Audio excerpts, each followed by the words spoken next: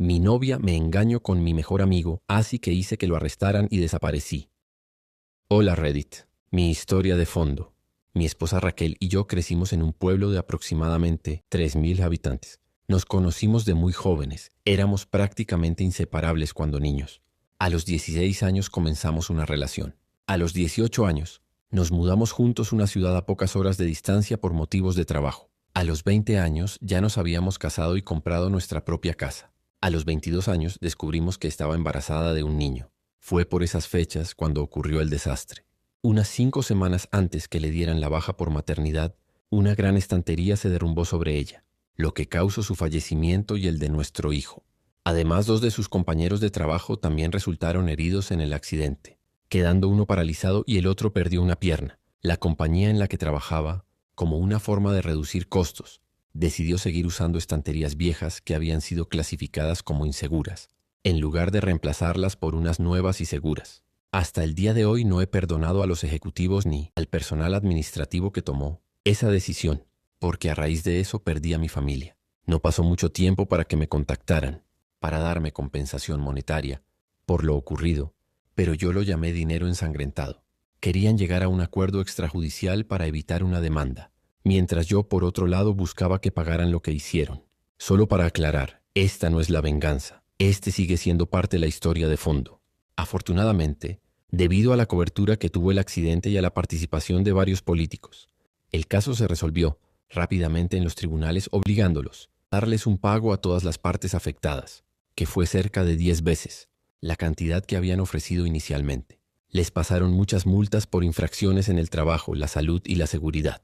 Ejecutivos fueron despedidos, gente fue a la cárcel, etc.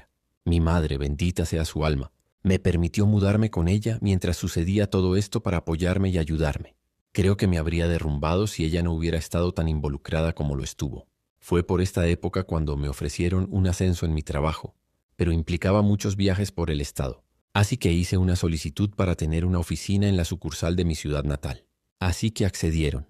Después de un más o menos un año, decidí comprar una casa en mi ciudad natal, para no tener que quedarme en casa de mis padres. Todo el tiempo además para poder ir y venir cuando quisiera. Aproximadamente 4 años después de todo esto da comienzo nuestra historia. Acababa de regresar de un viaje, un día viernes, y estaba revisando algunas cosas en mi oficina cuando Héctor, el gerente director de la sucursal, entró. Nos conocimos de niños, habíamos crecido juntos, pero habíamos ido a escuelas diferentes, aunque desde que volví se desarrolló una amistad muy estrecha. Me preguntó cómo estaban las cosas y si quería ir a una fiesta que iba a tener en su casa esa noche. A pesar de que no me lo dijo como si fuera una orden, le dije que sí. Sentí que unas copas con amigos eran necesarias. Fue en la fiesta donde Héctor me presentó a Catalina. Ella era una empleada nueva en la sucursal, donde está la oficina, en mi ciudad natal, y era la primera vez que estaba en esta ciudad. Nos llevamos bien inmediatamente. Por más que suene a cliché, era casi como si mi esposa Raquel estuviera frente a mí de nuevo. Después de 2 años de noviazgo, decidimos dar el siguiente paso y ella se mudó a la casa de mi ciudad natal. Hasta este punto todo había corrido bien. Catalina y mis padres se llevaban bien. Los padres de Raquel también aprobaron la relación y estaban felices de que alguien pudiera hacerme tan feliz como lo había hecho su hija. Todo fue de maravilla durante casi un año, hasta que las cosas empezaron a cambiar. Los vecinos me contaban como un automóvil que me describieron como el de Héctor. Siempre se veía estacionado en el callejón trasero cerca de mi casa cuando yo estaba trabajando fuera de la ciudad, y algunas ropas que no eran mías estaban en mi guardarropa.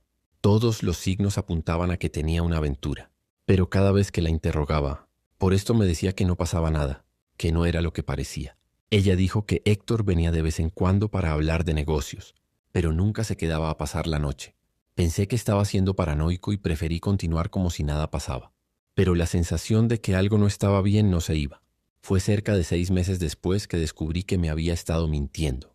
Acababa de terminar de cerrar un contrato bastante grande con una empresa nueva y las negociaciones habían concluido antes de lo que había previsto. Así que en lugar de quedarme los próximos días, decidí pagar por el primer vuelo a casa y sorprender a todos. Manejé rápido durante unas horas y llegué a mi ciudad natal. Quise entrar con el automóvil por el callejón trasero para poder llegar a casa sin ser visto y así sorprender a Catalina. Sin embargo, una parte de mí tenía curiosidad por saber si era verdad que ese misterioso Automóvil estaba allí, y efectivamente, había un automóvil que estaba bloqueando la puerta de la entrada trasera. Estuve confundido por un momento, preguntándome si solo había sido un vecino que estacionó sin cuidado o algo así, solo para darme cuenta de que, en efecto, era el automóvil de Héctor. Me detuve detrás de su automóvil. Salí y pensé que era extraño que estuviera allí tan tarde, ya que ella afirmó que él nunca se quedaba hasta esta hora, pero cuando me acerqué por la parte trasera de la casa, vi algo que me revolvió el estómago. Me quedé helado como si el tiempo se hubiera detenido. Allí estaba mi buen amigo teniendo relaciones con mi novia en mi cocina. No sabía qué hacer, tenía tantas preguntas, estaban girando en mi cabeza. ¿Era esto real o estaba soñando? ¿Por qué estaban teniendo relaciones en mi casa? Sintiéndome derrotado y miserable, di media vuelta y me fui sin que me vieran. Me senté en el automóvil, lo que pareció una eternidad. Estaba llorando, pero la tristeza se convirtió rápidamente en ira. El mismo tipo de ira que sentía hacia los responsables de la muerte de Raquel. Quería hacerles daño. Como pacifista no creo en la violencia, por lo que sabía que tenía que castigarlos y destruir sus vidas. ¿Y qué mejor momento para empezar que ahora mismo? Volví para mover mi automóvil del callejón, lo suficientemente lejos para que no lo vieran. Luego caminé de regreso a la puerta donde podía ver la casa y llamé a su teléfono. Todavía estaban teniendo relaciones cuando sonó. Ambos miraron el identificador de llamadas e hicieron un gesto de disgusto. Cuando apareció mi nombre, pude ver que ella estaba considerando contestar, pero lo dejaron sonar. Después de unos momentos volvieron a la acción. Marqué una vez más. Esta vez sí respondió. Al contestar colgué y volví a mi automóvil. Tan pronto como lo hice, ella me devolvió la llamada. Me preguntó por qué estaba llamando tan tarde, y le dije que estaba a unos 10 minutos de casa, y que no quería asustarla al entrar. La llamada terminó muy rápido. Después de que me dijo que se levantaría y se cambiaría de ropa, dije adiós y colgué.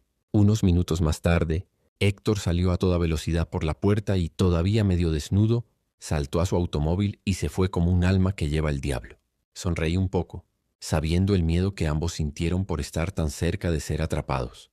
Esperé unos minutos más antes de estacionar mi automóvil en el mismo lugar donde Héctor había estado momentos antes. La noche transcurrió bastante tranquila, y no fue hasta que ella se durmió que me levanté y fui a mi oficina, que está al final del pasillo. No pude dormir. Necesitaba hacer un plan y eso fue lo que hice. Entonces empezó la venganza. Mi madre siempre me enseñó a ser pacifista y a dejar que el karma siguiera su curso. Pero en esta ocasión decidí que el karma necesitaba ayuda y le vendría bien una mano amiga. Decidí castigarlos por separado, pero sabía que Héctor tenía una adicción a las drogas. Nada importante, pero siempre lo mantuvo muy en privado. Yo solo lo supe accidentalmente después de ver hierba y otras sustancias en su casa, pero fingí que no la había visto. Así que empecé a llamar a algunos de mis clientes desagradables que estaban metidos en esas cosas e hice algunas preguntas discretas para obtener algunas de las muestras que ofrecían. Unos días después, tenía una cantidad de mercancía lo suficientemente decente para que mi plan funcionara. Aproximadamente un mes después, invité a unos amigos, incluido Héctor, para una noche de barbacoa. Después de asegurarme de que Héctor había bebido lo suficiente, le dije que se quedara a dormir. En las primeras horas de esa mañana tomé la mercancía, una variedad de mis pertenencias personales. Las coloqué en varios lugares dentro de su automóvil, con la mayor cantidad escondida donde va la llanta de refacción, sabiendo de que no los encontraría durante los siguientes meses, mientras el resto de mi plan surtía efecto. Cerré el automóvil y me fui adentro a dormir. También puse más de las dichas sustancias y artículos personales en su casa después de llevarlo ahí por la mañana, porque todavía estaba demasiado ebrio para conducir. Unos días más tarde simulé un robo en mi casa. Rompí la puerta trasera que da a la cocina y la dejé abierta antes de ir al aeropuerto para tomar un vuelo. Recibí varios mensajes en el momento en que aterricé. Uno de mi madre, claramente en pánico, que había encontrado la puerta trasera rota y había llamado a la policía. Otro de Catalina llorando y otro de la policía local pidiéndome que los llamara. Después de devolver todas las llamadas, informé a la policía que estaba en un viaje de negocios y que regresaría la semana siguiente para hablar con ellos. Mientras estaba fuera, conseguí que Catalina se quedara con mis padres hasta que yo regresara. Le pedí a mi papá que llamara a una de las compañías de seguridad locales para instalar cámaras 1, sistema de alarma, después de obtener el visto bueno de la policía para no arruinar la escena del crimen. Después de llegar a casa, hice la rutina habitual de Dios mío. No puedo creer que esto haya sucedido. Después de hacer una revisión minuciosa en toda la casa, y descubrir qué artículos faltaban, y presentar un informe policial, hice que el representante de las compañías de seguridad nos hablara, a Catalina y a mí, sobre cómo funcionaban las cámaras y el sistema de alarma. Luego Catalina hizo la pregunta que había estado esperando: ¿qué sucede si no queremos que quede algo privado quede grabado? Ella actuó un poco tímida al hacer esa pregunta, pero sabía exactamente la razón por la que la estaba haciendo. Nos aseguró que esa era una pregunta muy común y nos mostró en la computadora de la casa cómo detener la grabación de ciertas cámaras para que pudiéramos proteger nuestro pudor. Mientras lo acompañaba, le pregunté si al apagar las cámaras se podía recibir una notificación solo como medida de seguridad. Regresó, me ayudó a configurarlas, notificaciones por correo electrónico, y se fue al poco tiempo después. Todo estaba listo, solo tenía que esperar.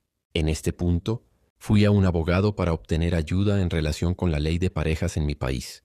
Necesitaba asegurarme de que mi próximo plan se pudiera hacer legalmente y que no me obligara a pagar acciones o algo más a Catalina, ya que, siendo el único benefactor de la herencia de Raquel, no quería recibir ninguna sorpresa desagradable en la que Catalina pudiera quitarme parte de la herencia. El abogado me aseguró que, debido al hecho de que, aunque habíamos estado saliendo durante casi 4 años, no habíamos vivido juntos el tiempo suficiente para ser clasificados como pareja legalmente, y debido a que yo estaba pagando todos los servicios públicos de la propiedad en la que vivíamos y que ella no pagaba alquiler, demostró que no tenía bases legales para presentar un reclamo financiero en mi contra. Sin embargo, solo para estar seguro, redactó lo que sentí era un documento a prueba de balas, en caso de que hubiera algún problema legal. A la semana siguiente, me ofrecieron un ascenso en otra ciudad y dirigir el equipo del que formaba parte, lo que significa que no necesitaría viajar con tanta frecuencia, que estaría establecido en un mismo lugar. Y debido al éxito de la ubicación en mi ciudad natal, estaban considerando tener de 3 a 5 representantes que pasarían solo 1 o 2 semanas en las ciudades circundantes, incluyéndola, por lo que podría seguir viendo a mi madre. Como parte de un equipo, dije que sí y comencé el proceso de transferencia, que demoraría unas 6 semanas, tiempo más que suficiente para reunir todas mis pruebas. Al regresar a mi ciudad natal la semana siguiente, comencé a poner en marcha el resto de mi plan. Le pedí a Héctor que le aprobara 2 semanas de vacaciones a Catalina. Quería enviarla a ella y a un amigo o 2 a un retiro, antes de tomar la segunda decisión más importante de mi vida. Se levantó de un salto y me dio un gran abrazo, felicitándome por estar preparado para dar otro salto en mi carrera. Le devolví el abrazo con fuerza, pero no de la forma en que creo que él lo imaginó en ese momento. Estuvo de acuerdo y reservó las semanas. Le pedí que no le dijera nada a nadie, ya que quería darle la mayor sorpresa posible. Sabía que de todo se extendería como la pólvora por la oficina, pero ese era mi plan. Esa noche le dije a Catalina que había reservado para ella y un amigo un viaje a un balneario tropical con todos los gastos pagados durante 1 semana. Gritó como un niño al que le acaban de decir que todos los dulces de la tienda eran suyos. Entonces le dije que la semana siguiente iba a pasarla en la ciudad, preparándome para un cliente, que era una de mis cuentas más grandes, y necesitaba que algunas personas de mi equipo me ayudaran antes del viaje. La semana siguiente no estaría en casa hasta el lunes después que ella se fuera, así que no conseguiría verla. Pareció decepcionarla, pero le dije que valdría la pena cuando regresara. Lo que no le dije fue que había decidido tomarme 2 semanas de vacaciones, al otro lado del país, preparándome mentalmente para el lío que estaba a punto de estallar. En el momento en que ella pisara el avión, además de disfrutar de mi primera etapa de la libertad. El domingo, 2 semanas después, volé de regreso y comencé a conducir a casa. Una vez que llegué allí, pasé por el callejón y, efectivamente, el automóvil de Héctor estaba allí. Como la primera noche que los atrapé, estacioné un poco más atrás y revisé las cámaras. Héctor estaba durmiendo en mi cama. Honestamente no me sorprendió, ya que los había grabado constantemente haciendo esto durante las 2 semanas que había estado fuera. Luego hice mi primera llamada a la policía, bloqueando mi identificador de llamadas. Me hice pasar por uno de mis vecinos y dije que vi a alguien dando vueltas en su automóvil en el callejón, detrás de mi casa, y ocasionalmente pasando algo a través de las ventanas. A los automóviles que pasaban les di la matrícula del automóvil de Héctor y descripción.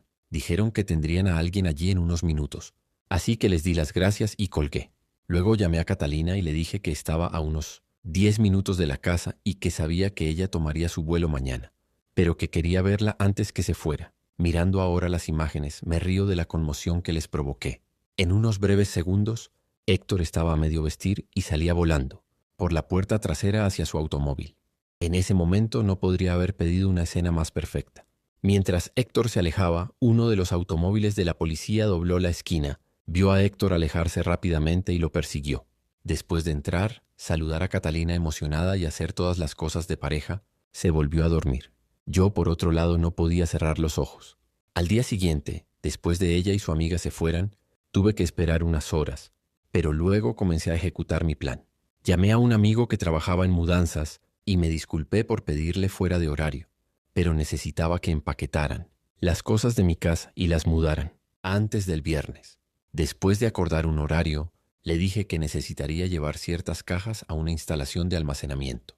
Él dijo que no había problema. Luego comencé a empacar las pertenencias de Catalina. Más tarde ese día, recibí una llamada de la policía para que viniera e identificara una propiedad que le habían confiscado a un sospechoso la noche anterior y que se ajustaba a la descripción de la propiedad que yo había denunciado como robada. Sonreí internamente, feliz de que mi plan para Héctor se hubiera hecho realidad, y respondí que estaría allí en breve para ayudarles.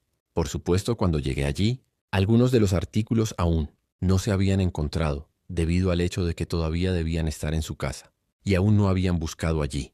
A estas alturas, la ciudad ya se había enterado de las noticias. Los eventos en mi ciudad natal no permanecen en secreto por mucho tiempo. Héctor perdió todo respeto, reputación y rápidamente despedido por posesión de drogas y propiedad robada. Nuestros respectivos jefes, en nombre de la compañía, me ofrecieron una disculpa formal durante la semana. Esa misma noche fui a la casa de mis padres. Les conté a ellos y a los padres de Raquel lo que había sucedido, omitiendo ciertos detalles, y que me iba a mudar de regreso a la ciudad después de que me ascendieran, pero que Catalina no sería parte de eso. Inicialmente estaban bastante molestos porque no les había dicho lo que estaba pasando, pero estaban felices de que estaba manejando todo con madurez y no me había rebajado a su nivel. Después de unos tragos, risas y lágrimas, me fui a casa el viernes por la tarde, después de una semana ajetreada de organización y limpieza. Para la semana siguiente, contacté a una empresa de bienes raíces para poner mi casa en alquiler. Empaqué algunas cosas en mi automóvil y conduje hasta la casa de mis padres para despedirme. Antes de salir de la ciudad fui a la casa de Beatriz. No la había mencionado, pero ella había sido una de las amigas más cercanas de Raquel mientras crecía. Ella era la única otra persona que sabía lo que estaba pasando, menos algunos detalles sobre lo de Héctor. Sin su ayuda, no habría podido organizar todo tan rápido como lo hice. Di a Beatriz una carpeta grande para que me hiciera el favor de entregársela a Catalina con la evidencia que reuní de la infidelidad, así como una carta y algunos otros documentos legales de mi abogado que indicaban que tenía una orden de restricción de contacto y los detalles de cómo acceder a sus pertenencias ubicadas en la unidad de almacenaje que había alquilado. Después de un rápido adiós me fui. Me desperté con varias llamadas perdidas, mensajes de voz y mensajes de texto. Resultó que Catalina había llegado a casa temprano después de ser alertada de que algo estaba pasando en la ciudad solo para encontrar una casa vacía, un letrero de alquiler en el frente. Enloquecida, había ido a casa de mis padres, quienes le cerraron la puerta en el momento en que le abrieron, obligándola a llamar a todos hasta que de alguna manera logró ser contactada por Beatriz, que le dijo que tenía un paquete para ella. Me dijeron que ella no se lo tomó. Muy bien, pero eso ya lo sabía, gracias a los numerosos mensajes de texto y mensajes de voz enojados que ella dejó acusándome de tenderle una trampa a Héctor, de engañarlos, etc. Me preocupó que ella pudiera aparecer en la puerta de mi casa, pero eso nunca pasó. 5 semanas después de haberme ido y haber sido ascendido, escribo esto para ti, querido lector. De acuerdo, es largo y me tomó algunas reescrituras para acortarlo de mis 14 páginas iniciales, el doble de lo que es esta historia ahora. Pero siento que resumí muy bien lo más importante para este relato. Comenta si te gustó la historia. Danos un like. Y suscríbete si puedes. Chao.